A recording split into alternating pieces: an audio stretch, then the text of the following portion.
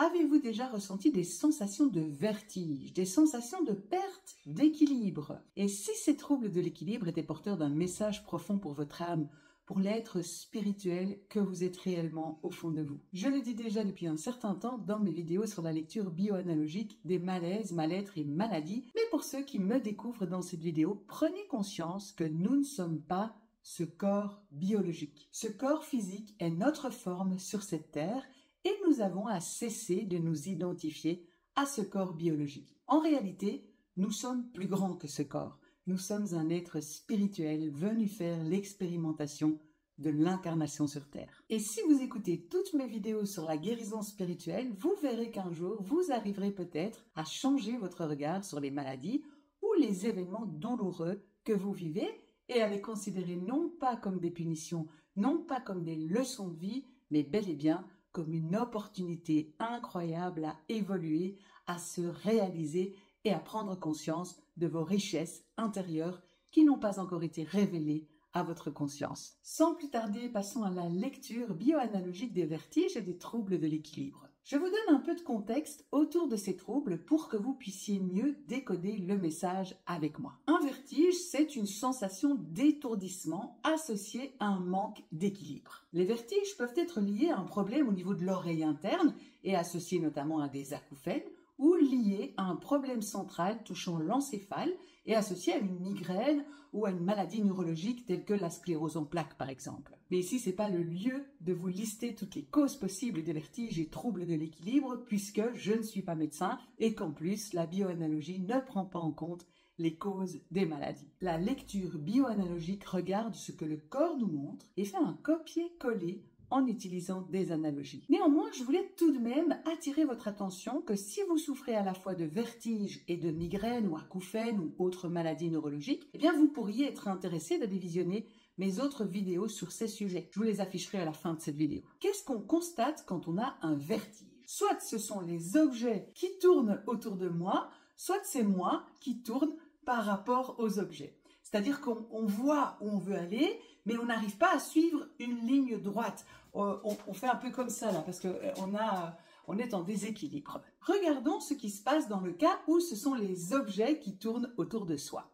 Je ne peux pas fixer l'extérieur puisque tout bouge. Et puisqu'on ne peut pas fixer l'extérieur, c'est donc une invitation à cesser de s'orienter par rapport à l'extérieur, à cesser de se positionner dans la vie par rapport à l'extérieur, à se situer par rapport à soi et non pas par rapport à l'extérieur. C'est donc aussi une invitation à cesser de s'agripper à un objectif, à un but, un repère extérieur, à une conception. J'ai déjà parlé de ce qu'il faut entendre par conception dans ma vidéo sur les acouphènes. Je vais maintenant vous donner un exemple concret pour vous aider à mieux intégrer ce message dans les cellules de votre corps. Parce que comprendre le message avec votre mental, vous le savez maintenant, cela ne suffit pas. En revanche, je ne peux malheureusement pas vous donner la recette de l'intégration parce que chacun intègre à sa façon. Je peux seulement vous inviter à vous faire accompagner dans cette intégration, si vous le désirez, par un des praticiens des Galeries du Mieux-être que vous pouvez découvrir sur le site des Galeries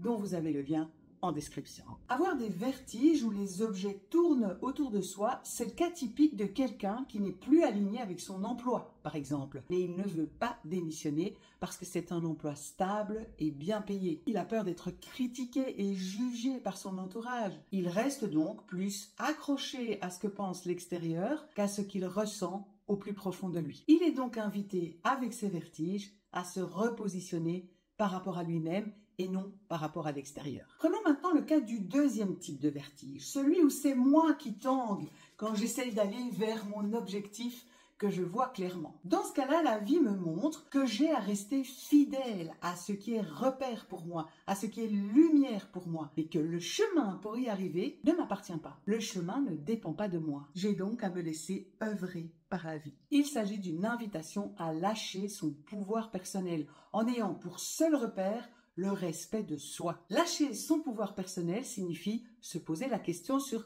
quelles sont les choses qui dépendent de moi et quelles sont les choses sur lesquelles je n'ai aucun pouvoir. C'est donc aussi une invitation à sortir de la voie traditionnelle, des conventions et à se laisser porter par la vie en toute confiance. Une invitation à donner de l'espace à mon parcours de vie, à élargir les voies possibles pour cheminer et évoluer dans la vie. Je vous donne un exemple. Et restez jusqu'à la fin parce que je vous ai prévu un petit bonus s'agissant des vertiges. Prenons le cas de Nathalie qui souhaite améliorer sa condition physique et sa santé générale. Avec beaucoup de motivation, elle se fixe un programme strict de fitness inspiré par des influenceurs ou des programmes populaires en ligne qui implique d'aller à la salle de sport 5 fois par semaine, de suivre un régime strict et de s'entraîner intensivement. Au début donc, elle est pleine d'enthousiasme et elle suit son programme avec assiduité. Cependant, au bout de quelques semaines, elle commence à ressentir de la fatigue, voire de l'épuisement et même un certain découragement. Ce rythme de sport intensif et ce régime ne lui correspondent pas vraiment. Elle se force à aller à la salle alors qu'elle aimerait parfois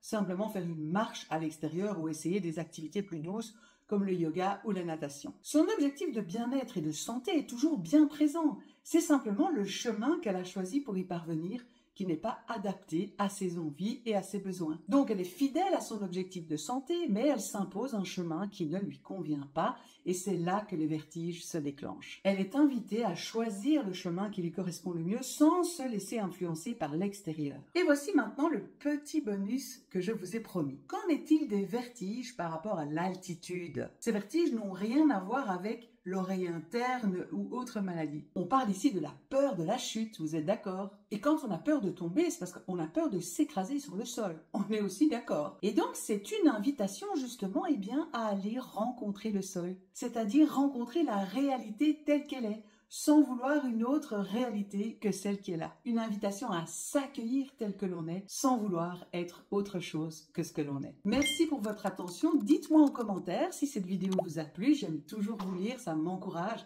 à continuer à vous délivrer le meilleur contenu pour vous aider à avancer sur votre chemin spirituel. Je vous dis à bientôt pour la prochaine vidéo et prenez soin de vous.